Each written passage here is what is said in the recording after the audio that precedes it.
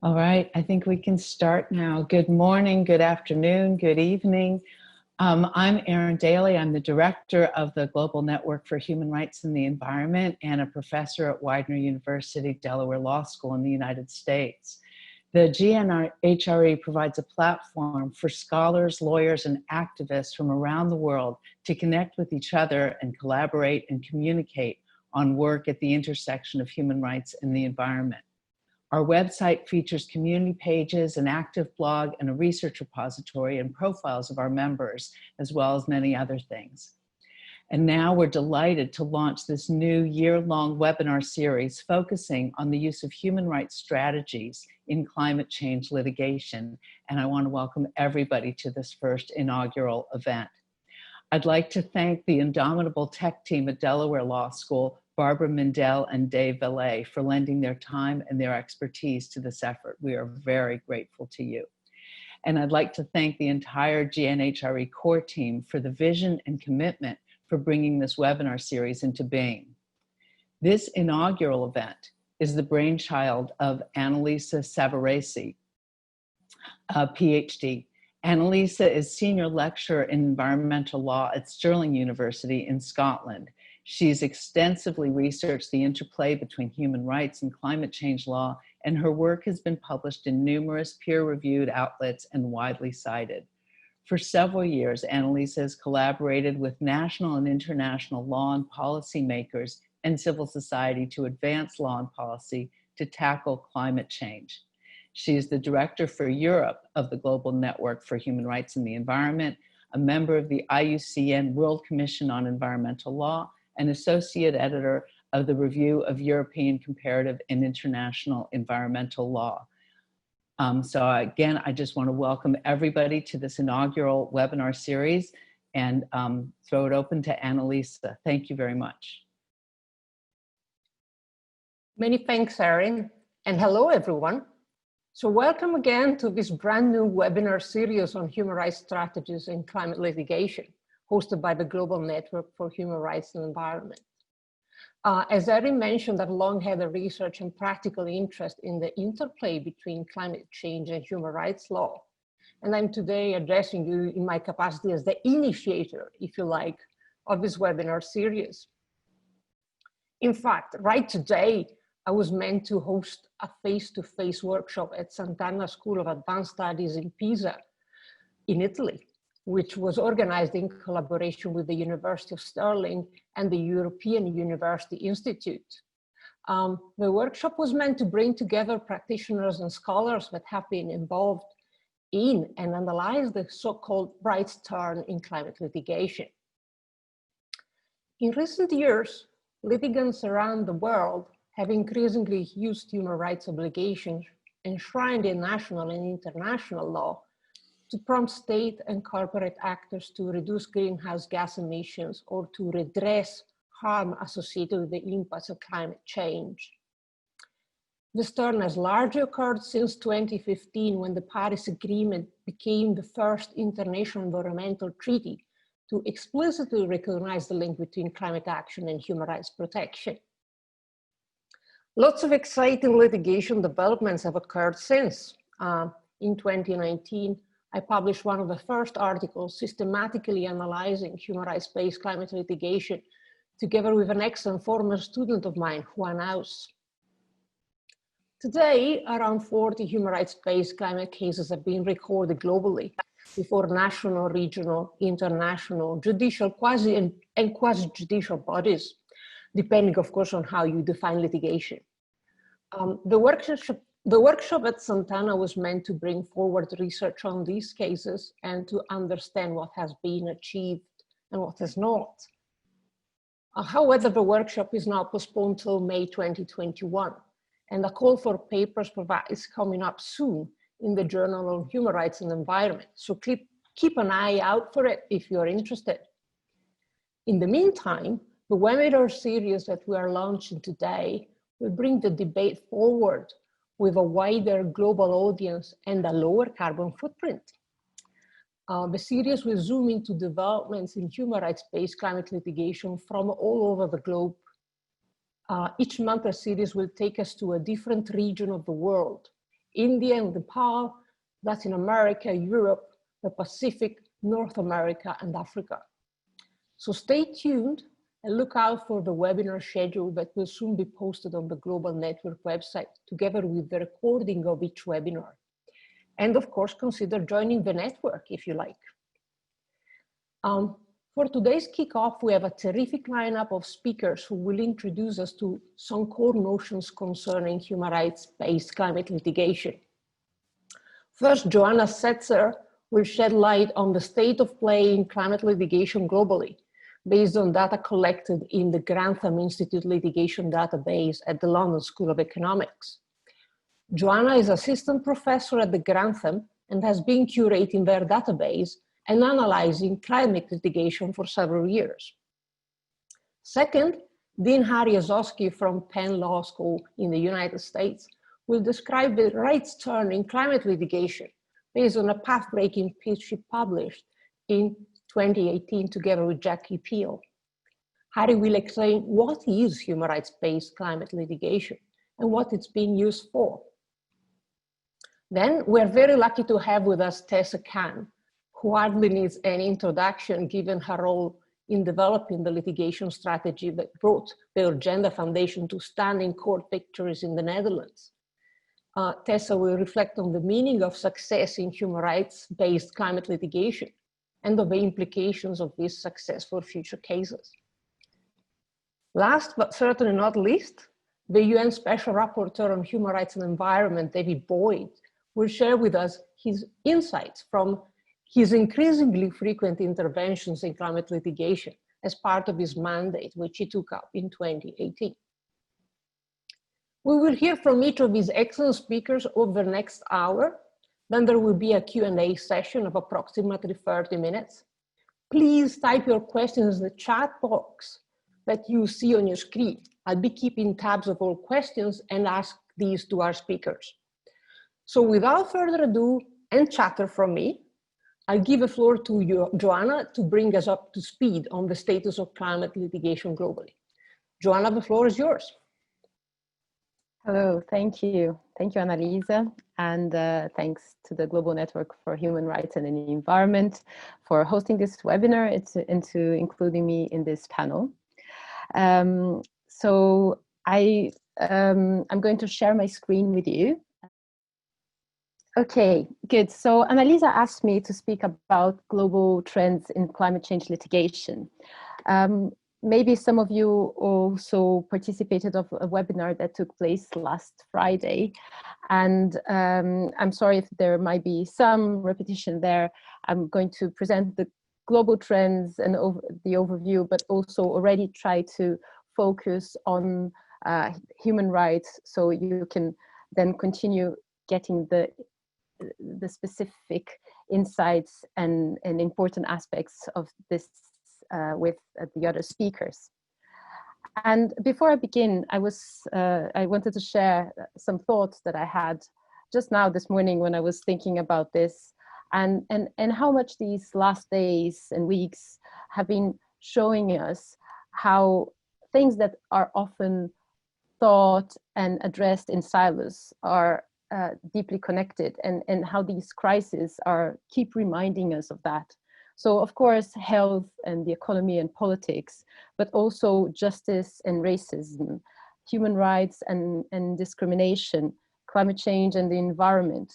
So all these things now became so much part of what all of us as the world are concerned, but also how it affects much more the world's poorest people. And how litigation, interestingly, both as a field of research, but also as an area of practice, embodies so many of these issues, and if not all of them. So the adjudication of climate change is pushing forward also these connections. And I think this is why it's so important that we're having this webinar, this conversation about the links between human rights and climate change within litigation. So I would like to begin my presentation with this map, which shows where in the world we've been already identified cases of climate litigation. There are, of course, issues, methodological issues of how we select the cases, how we call climate litigation, what is needed in order to be part of these databases that I will mention to you. But while this is not completely comprehensive, it shows you, it gives you an idea how climate litigation is now spread in many countries. So it started as a very much a US issue, and the US is still far the most litigious country in general, but also in climate, with over 1,000 cases. But we see how there are cases now in almost every continent in the world, and this is just increasing. It's just growing in number, not only in number, but also in the quality of the cases. And this is a bit what I would like to discuss and bring to you in the next slides. So you're familiar with these databases. These are repositories of both climate laws and policies, but also of cases in the US and outside of the US. And these databases are free, they are searchable, and they keep being updated by us, but also we rely a lot on people reporting cases. So if all of you here attending, I imagine you're interested on these topics. If you happen to know of cases that are not here on the databases, you can always contact us, and we will consider including them if they fit the criteria. So what these databases, what this collection of cases shows us. So they show a number of different things, and there are many ways in which we can approach these cases and understand them and analyze them. The way I would like to present them here is along these lines. So first, reminding that litigation comes from every direction with all types of interests. So in regards to climate litigation can be brought by litigants who want to make climate policies more stringent, and therefore make them increase the number. Sorry, just let me mention there's someone with the mic on. If you can mute yourself. Just.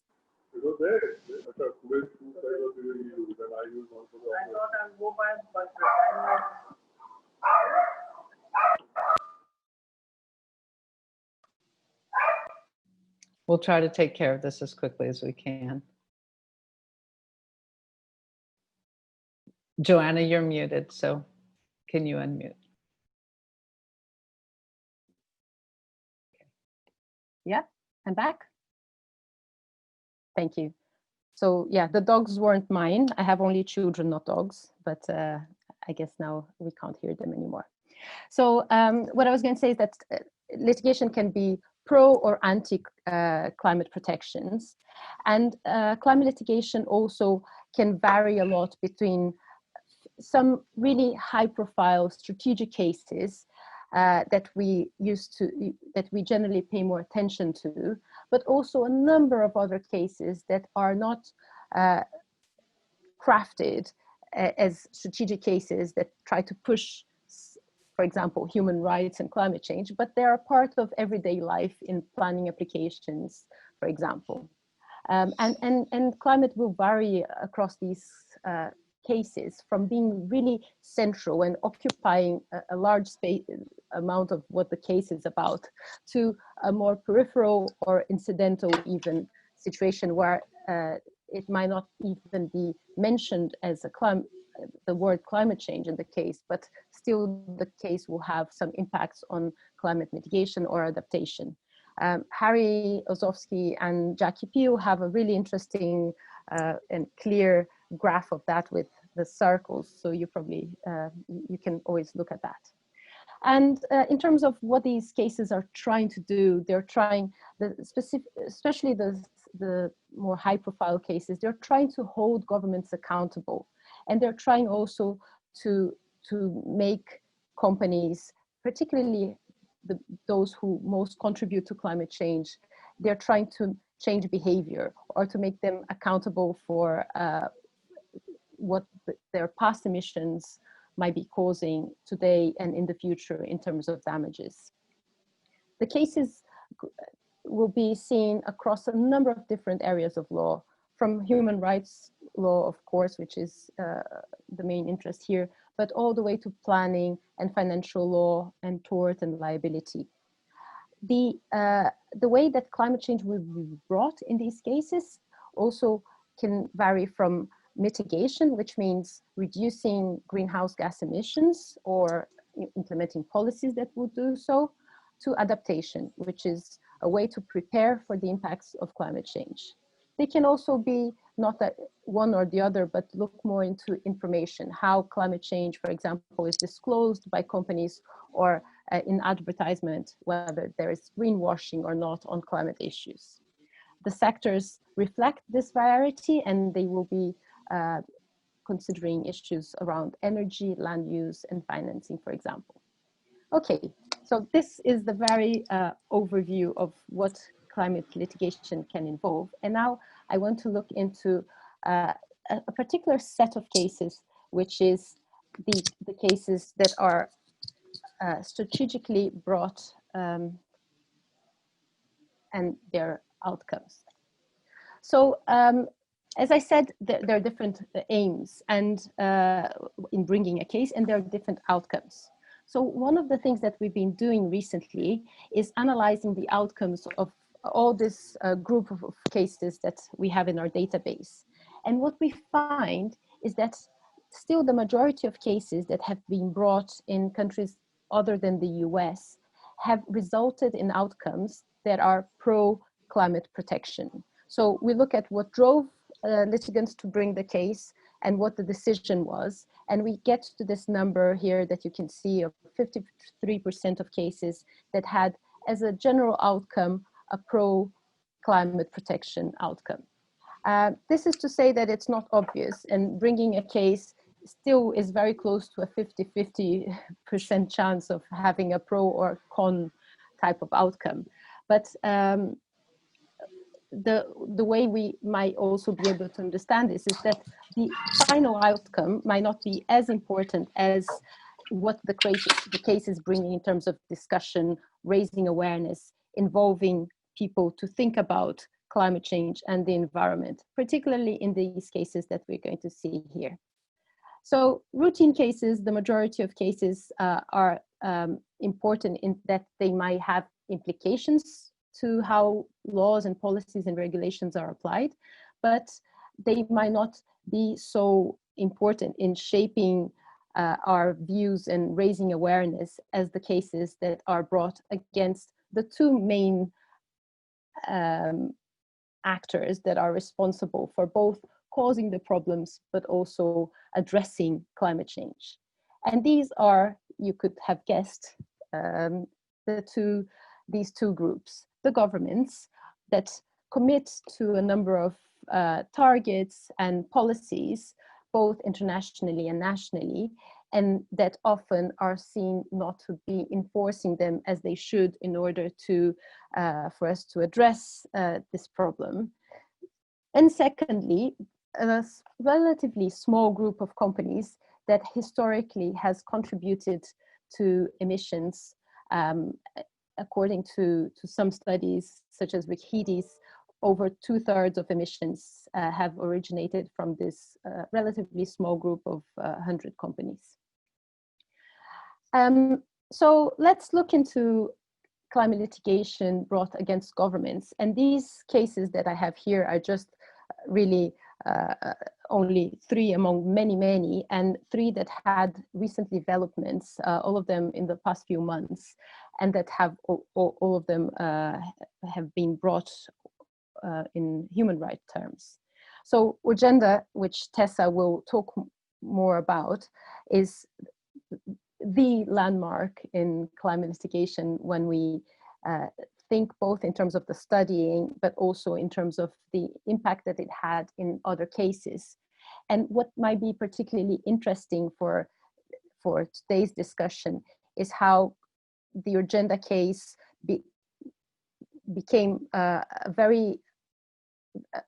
brought a very strong discussion around two human rights principles that are already prescribed in the Convention on Human Rights. And this is, I won't go into there, but this has been really fundamental in inspiring other cases, such as this third one here, which is a case recently brought in South Korea just 2 months ago in March, which basically asked the government to do more. So it's the type of case that puts governments on the spot in that they should be doing more than what they're doing, and that by not doing this, they are threatening human rights and rights of future generations. And the cases against governments, of course, have this aspect of a duty of care that governments have towards their populations. But you can see this from a very collective aspect, such as Ojenda or the Korean case, but also from a more individual aspect, such as this case here in the middle, the Te Tiota versus New Zealand case, where one individual and his wife filed a case and went all the way to the Human Rights Commission to basically recognize that they are being forced to relocate because of climate change. And they seeked for residence in New Zealand. While the case was not successful in recognizing their status as refugees, it opened doors for other cases in the future to discuss similar issues. And also it called attention for the fact that this is going to be a more and more common issue where governments and international bodies will have to deal with climate refugees and requests such as these ones. Joanna, 1 minute. Yes, thank you. These cases are also observed in the Global South, again with strong human rights-based issues, but arguments, but then linking to particular aspects of each one of these countries' challenges, such as adaptation in Pakistan and deforestation in Brazil. I will finish this overview with the cases against corporations, which also have had some important human rights aspects into them. And particularly more recently, we're still waiting for the Human Rights Commission of the Philippines to publish their final recommendations. But this has already set a precedent in terms of the possibility of bringing a human rights claim against that group of companies that I mentioned, the so-called carbon majors. And this has already been observed in other cases that followed the investigation, the climate inquiry by the Human Rights Commission of the Philippines. My last slide is this one, and I will take 1 minute to go through it, but it's just to raise a few issues around challenges and also outcomes of litigation, particularly human rights for climate litigation. And maybe the one I would stress most here is this that you can see in this graph, that while of course many litigants are bringing cases in the Global South, they not only face the usual challenges and legal hurdles that any litigant will find, particularly causation, the issue of cross-temporal challenges and extraterritorial challenges that I can speak more in the Q&A, but also I would like to raise your attention to the fact that a number of these litigants are facing their own risk to their own lives, as in a number of these countries where we see cases, we also see how environmentalists and this would include also people bringing cases might be suffering life threats and eventually even losing their lives by bringing cases against the government and corporations. So while there are all these challenges, there are also some progressive decisions that have been made, and you will hear more about these from Tessa and Harry, but they show that that while there are, yes, of course, many challenges, there are also some really interesting and exciting decisions that have been inspiring us as academics and also litigants and people around the world. So thank you, Annalisa. Thank you all. And I'm looking forward to the other presentations. Thanks to you, Joanna, and apologies for putting pressure on you, but we are really running against time here. So without further ado from me, Harry from Penn State Law, please, the floor is yours. And for the audience, just type your questions in the chat if you have any, and we'll have time in the end to answer these questions for you. Thank you, Harry. So I want to start by saying thank you to Annalisa Savresi for her organizing efforts and including me. I speak today about climate change in my individual capacity and not on behalf of Penn State. But before I do, I just want to take a moment to acknowledge that although this webinar focuses on human rights in the context of climate change, it occurs in the context of the killings in the United States of George Floyd, Ahmaud Arbery, Breonna Taylor, Sean Reed, Nina Pop, Christian Taylor, Tony McDade, and too many others.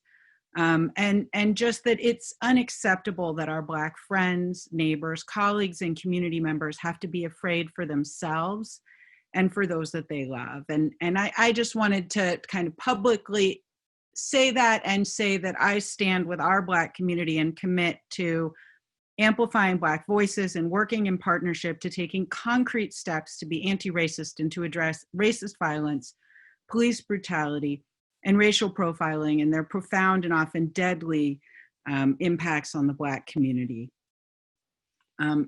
My presentation today, though, focuses on another area of profound inequity, climate change, and the evolution of human rights approaches to trying to make change. It draws on my joint work with Jackie Peel at the University of Melbourne. I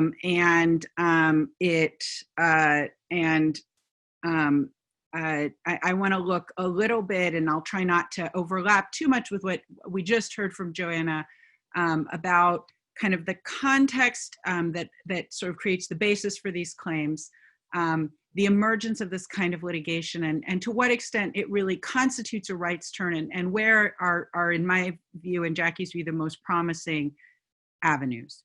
So as we've already heard, it took a while actually for both the international human rights community and the climate change community to recognize the important linkages between human rights and climate change. The issue of these linkages was first taken up by the UN Human Rights Council in 2008. Soon after, at the Conference of Parties in Cancun in 2010, the Conference of the Party took note of that of the resolution.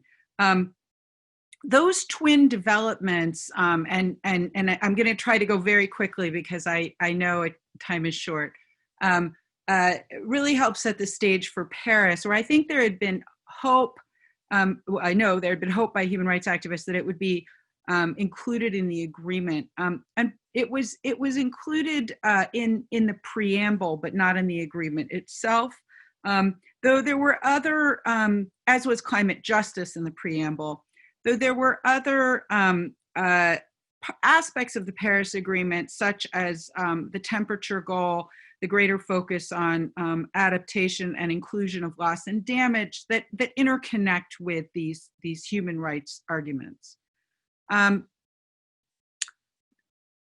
So when we try to translate this kind of background into the broader context of human rights and climate change, and sort of this broader context of human rights and climate change into the actual specific context of litigation, I don't want to sort of take you back across the path that Joanna already led us, but merely to highlight that even with the emergence of a number of human rights claims in recent years, The vast majority of climate change litigation across the 29 countries in the European Union and regional international tribunals, and obviously, as is clear from those numbers, U.S. cases, the U.S. has really been the jurisdiction by a lot, where the most cases have been filed, followed by Australia.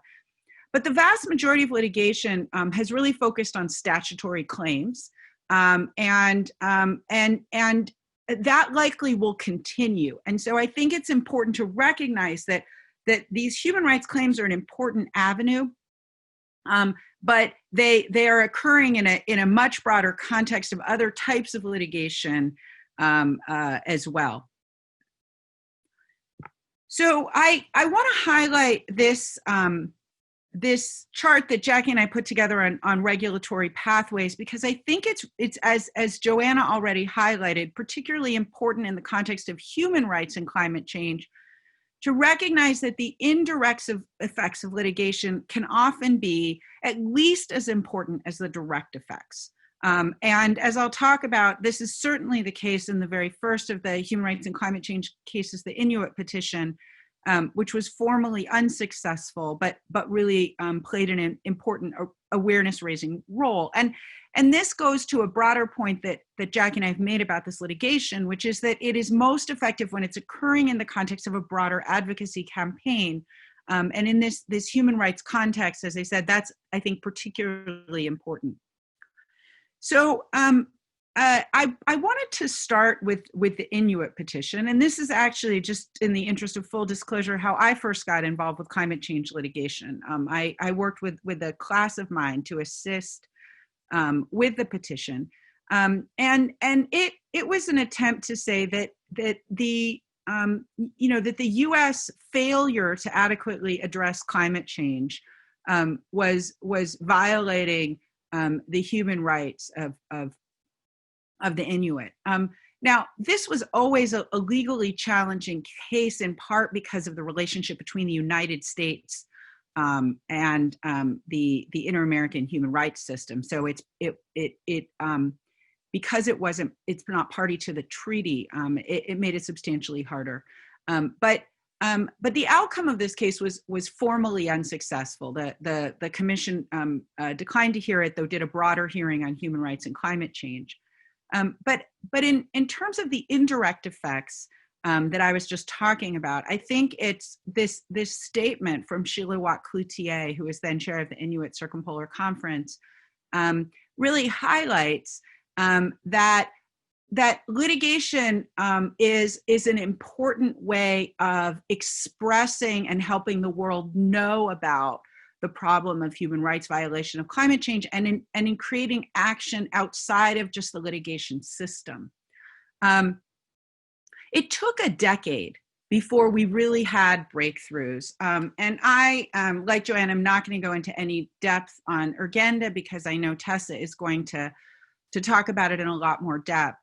But this was a really important moment, now all the way upheld to the Supreme Court, of judicial acknowledgement of a government's failure to act, violating its duty of care.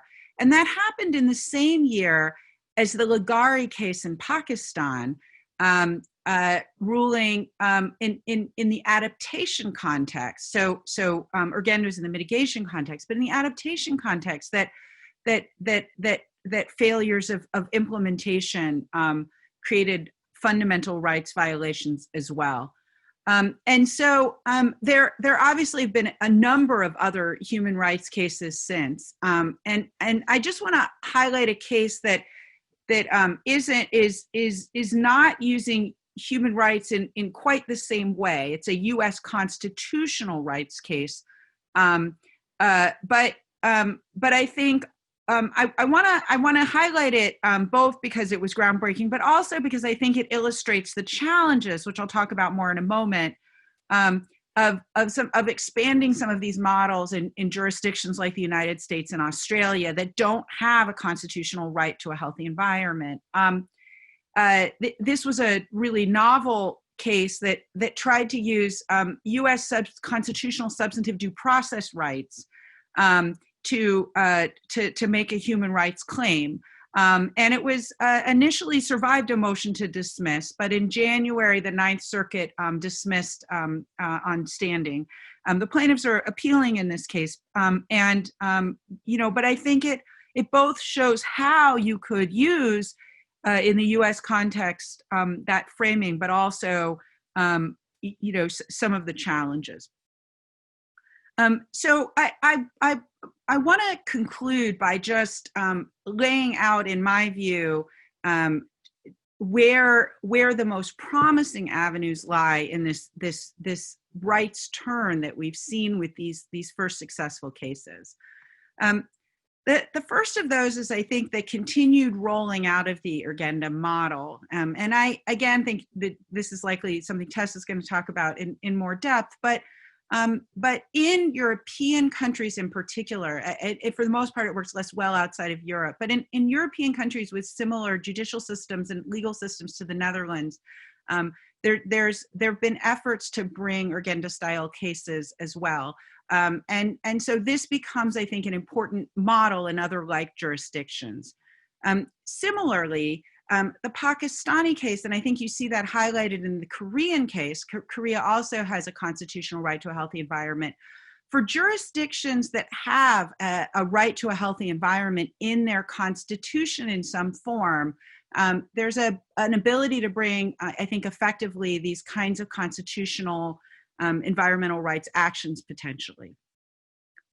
Another very important avenue where there can be progress is in regional human rights bodies. So there's the most extensive environmental rights jurisprudence at this point is in the European Union, but there's also a pretty extensive tradition in both the Inter-American system and the African human rights systems.